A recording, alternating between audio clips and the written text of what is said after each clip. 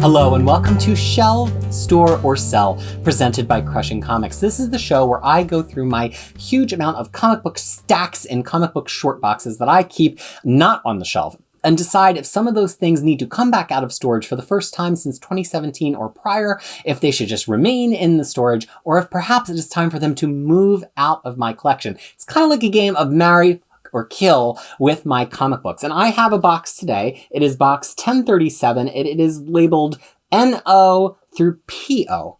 And I don't get to look at these ahead of time unless I really decide to. I guess nobody makes the rules except for me, so I don't.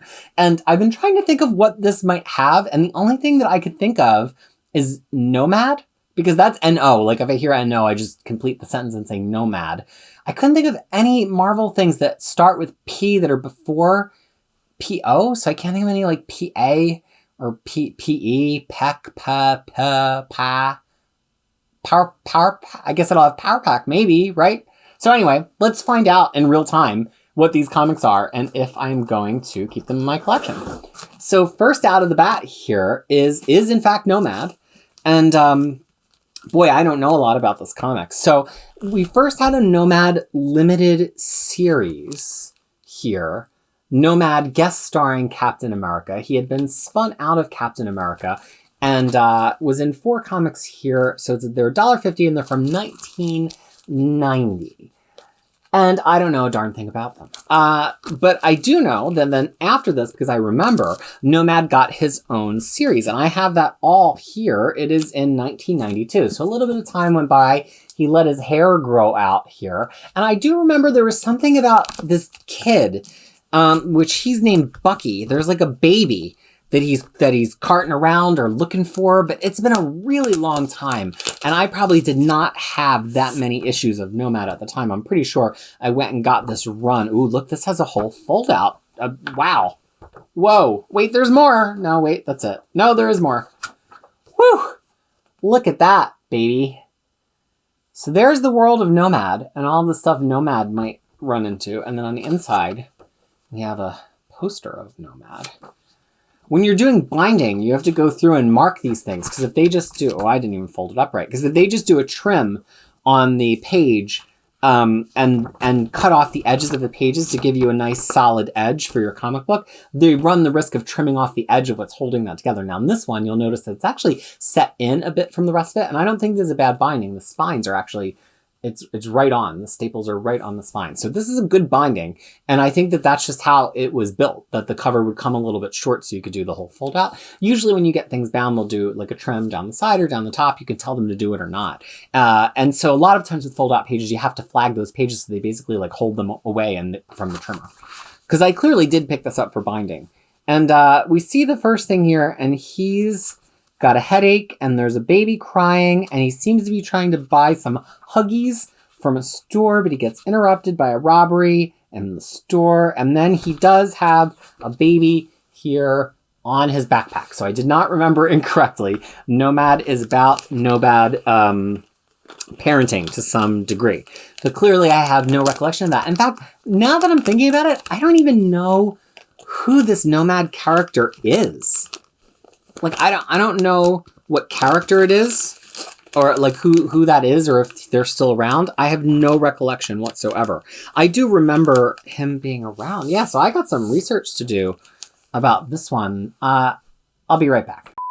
Okay, this Nomad is the character of Jack Monroe. He was the 3rd Bucky, and he was featured a little bit in Grunwald's Cap run, which was kind of contemporaneous to this. And then Fabian Nicieza spun him off into his own book. And I do believe I have the whole run here. The reason I just picked up the first 3 issues is, and look, if I just looked, this issue would have told me the darn answer. It says ex-Bucky versus ex-Captain America as he beats up on John Walker, the U.S. agent there. And then after these first 3 issues, then we go into a crossover, which is called Dead Man's Hand. And it crosses over with, it's got Deadpool in it as an assassin, but this is before Deadpool really did big numbers. I think Dead Man's Hand is a crossover with Punisher, and maybe one other title too. I don't know. I'm trying to remember. So yeah, I don't really know a lot about this. This is one of those things where at some point I clearly did a good amount of research and I like knew what I was doing. And then I probably said, I'm just going to buy this whole run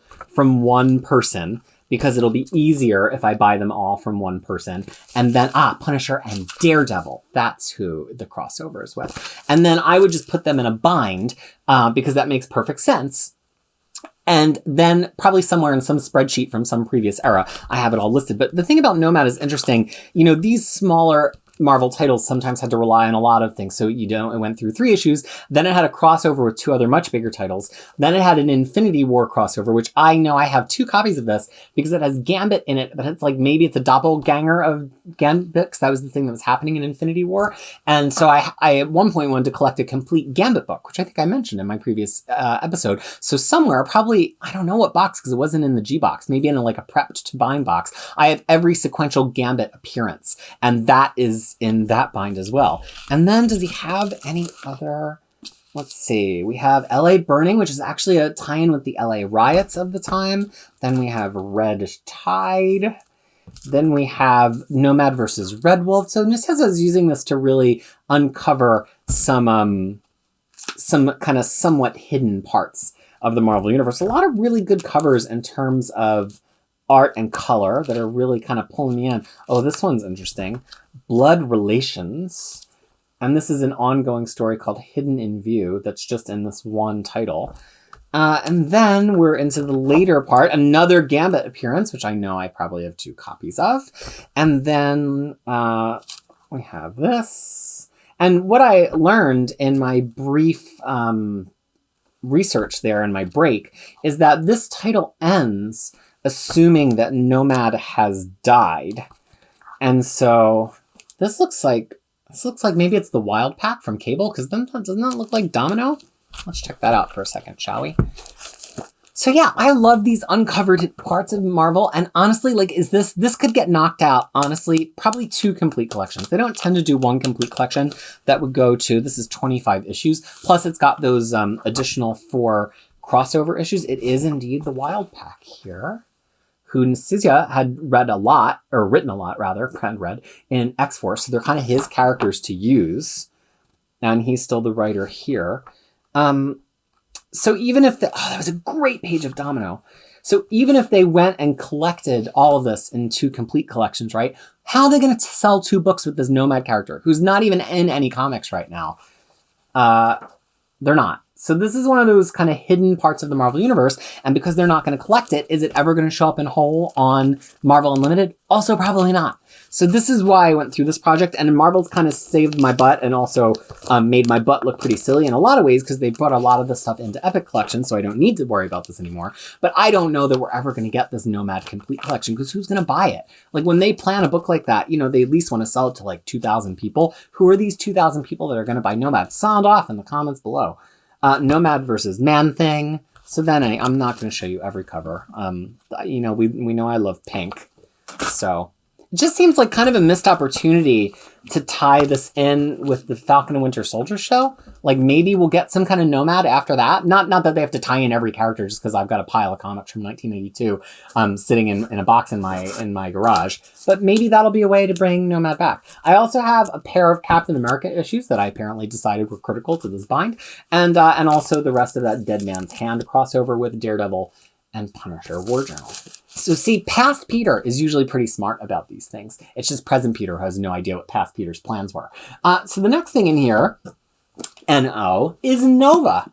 Nova, of course, is Richard Rider, and he was created in 1977, and he was meant to be like a new generation of Spider-Man. They absolutely created him, it says, in the marvelous tradition of Spider-Man, because he was a teen hero who got some powers and he was going to be intergalactic and it was going to be the new thing. And honestly, they weren't doing a lot of that kind of teen thing in the 1970s. If you look at this era list, this is like around when things like Eternals was coming out. So this was really different and quite lighthearted, also as, you know, Claremont's X-Men is ramping up. So these classics, they tend to be pretty slim. They're not as big as a modern epic collection. And this classic run, the first one has issues 1 through 12. So, oh boy, the second one has issues 13 through 19, and then the final one has issues 20 and 25. I feel like if they were to go back to this as a pair of complete collections or even an epic collections, we would probably get all these three in two. I think that's a pretty fair bet that we'd get them in two. Now, Nova's plots didn't totally resolve in his own comic, so this third one also has those plots as continued in Fantastic Four 204 through 206 and 208 through 214. That was the next set of books that he showed up in. And then he really didn't show up in a whole heck of a lot after that. Let me take a look at my Nova guide, and then I could give a more exact answer about that. So my recollection was correct there. Nova pretty much goes on the shelf after the end of his series and those Fantastic Four appearances. He cameos in Incredible Hulk 241, not even as himself, as a game piece. He's briefly in flashback in Fantastic Four 217 and in Spider-Man, Spectacular Spider-Man number 47. He's in ROM 24 and he's in What If 36, the second story, and that's it for 8 years. And then of course he comes back as part of the New Warriors as are introduced in Thor 411 and 412. And then during that run of New Warriors, he gets his own series, this first one with this wonderful golden cover.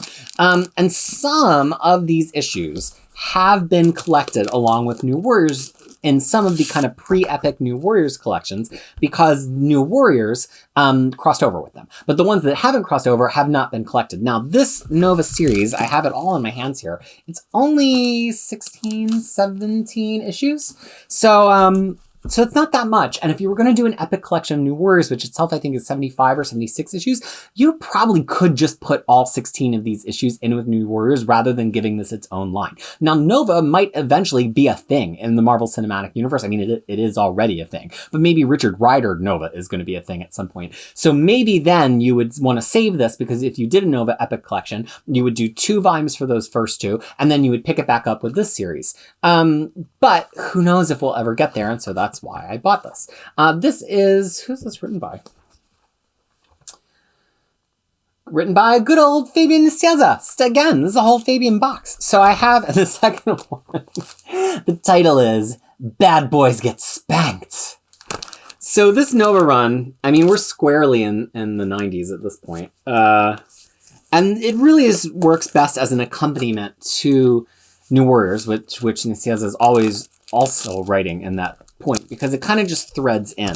So I have these bagged a few per bag here, so I can't really show you every cover. I have to say, I don't think I bought any of these back in the day as they were coming out. I was around for it, but these covers are like not my favorites. But then honestly, I was buying New Warriors around this Time and Again crossover, which I think was New Warriors 50. So I probably had this issue if I wanted to buy that whole crossover. This is issue number 7 of this. So I'm just looking at my guide of him here. If you want to see everywhere he's ever been, I've already done that research. And of course, personally have forgotten that, covering from where he is at the beginning of New Warriors into this series. So this series starts after New Warriors 42 and it concludes with issue number 18, which continues from New Warriors 59 into New Warriors 60. So it's pretty much 18 issues that fit exactly between New Warriors 43 and New Warriors 60. But that's not all for Nova. They briefly,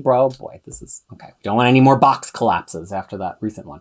So that's not all for Nova, though. He comes back in this very weirdly shaped little 7-issue series in 1999. And I was not in collecting at this point, so I have no recollection of it. Again, I picked this up as a lot. It looks, maybe somebody at one point had it from Capitol Comics who thought this was near mint, so I'm not going to break it out of the plastic here. But so this is just another series. There was, I think, a New Warriors relaunch at around the same time.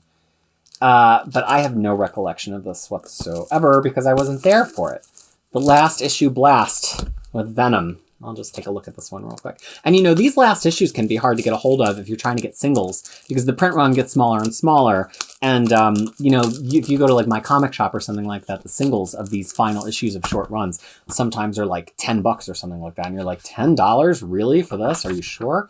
But it's because they didn't know how to print run. This was, oh my gosh, there's so many people credited. So apparently this part of the series at least was by Eric Larson. Who knew? Not me. And also Joe Bennett was drawing it in an early example of Joe Bennett. Part of the fun of looking at these later 90s comics is we're like firmly into the internet age here. And this fold out cover, it's It's just for this fold out panel. So there's an interior ad here for Disney Saturday mornings. But then this half cover is just an ad of superheroes on the toilet, and it is for nextplanet.com, best place for comics. So I just love seeing these like early .com places. Like that's not a physical store, you know, it's just a website that's advertising. And again, a fold out back cover too, but there's no Nova content back here. It's just for advertisement. So I just think that's a really funny signpost of this point in Marvel's history, which was in November of 1999, that they're just winging fold out covers on the front and back of a book purely to sell more advertising space. There are a few more things in this box. So let me wrestle this back into this bag and then we'll talk about them. The final Nova comics in this box are Nova trade paperbacks 3, 4, 5, and 6 from his Annihilation era series. And the reason I don't have volumes 1 and 2 is because he had an oversized hardcover, which I have on my shelf downstairs in my other room with shelves, that's next to all of the Annihilation and Annihilation Conquest books, because it ran alongside that. These trade paperbacks, especially these last two here, they were some of the hardest Marvel trade paperbacks to track down for a while, probably in like 2012, 2013. The Guardians fever had hit. People wanted to track them down because he was kind of part of that world, and Marvel had not reprinted them for a while. Now, at some point, Marvel did recollect these, I want to say. Let me check. Yes, this got a 2-volume Nova by Abnett and Lanning collected edition that collected the full series from the beginning to the end in quite chunky paperbacks. And I never picked them up because I had these four. But now I kind of regret it because I wish I had the first part of it in paperback since I have it in a different format. But I don't regret enough to go and chase it down, especially because this is all on Marvel Unlimited. So I haven't really been talking about the whole shelf store or sell from all of this. I think they're honestly kind of all a store. I would put that Nova material on my shelf alongside Epics if I had it bound, but I'm not in a great hurry to bind that Nova material, especially because, as I said, it could be that Nomad gets introduced next week in the Falcon and Winter Soldier, and then maybe he'll get printed, and then maybe they become a sell. Same thing for Nova. I am holding out to see if they're eventually going to backtrack an Epic Collection New Warriors. I think if they were to Epic Collection New Warriors, then they would probably also find a way to collect Nova alongside that, or if he becomes part of Phase 4 in the Marvel Universe. So it's a store until we see if he's going to get a more comprehensive collection. And then the last thing in this box, as I predicted, is Power Pack Classics. I've mentioned them in talking about the new Power Pack Omnibus. These only go through Power Pack number 26, and then they end, and the Omnibus covers past that, and then there's going to be a second Omnibus, so we'll have the whole Power Pack series, which means these have been rendered obsolete. They're pretty thin classics. They have 12 issues in them each. And if anything, I kind of wonder if I'm going to recycle these to be the possession of my daughter, who really likes Power Pack, since I probably am not going to let her go through my Omnibus alone, but I want her to be able to enjoy those comics when she does. So I don't know, is that a shelf or a sell if it's a give to someone else in the family? I'm not sure. So that has been this box. Box 1037, Nomad through PO. And I think mostly it's going back intact, but I did remind myself that I have some of these things to bind, like Nomad. And I think that none of it is really coming out unless those 3 Power Packs go to my kit. So that has been another episode of Shelve, Store, or Sell, and we had a whole box that's all headed for the same destination. Tune in again next time, because guess what, y'all? I have well over 100 boxes to go through, and like this one, some of them are going to be a complete mystery to me until the moment that I open them up. So please tune back in. And if you're enjoying this and all the other content in the channel, please do all those YouTube things that everyone asks you to do, like, subscribe. It really does make a difference. And it lets me know that I should keep making content like this for you all. So until the next time, I've been Crisis with K, hosting Shelve, Store, Sell, and I hope that you all are well.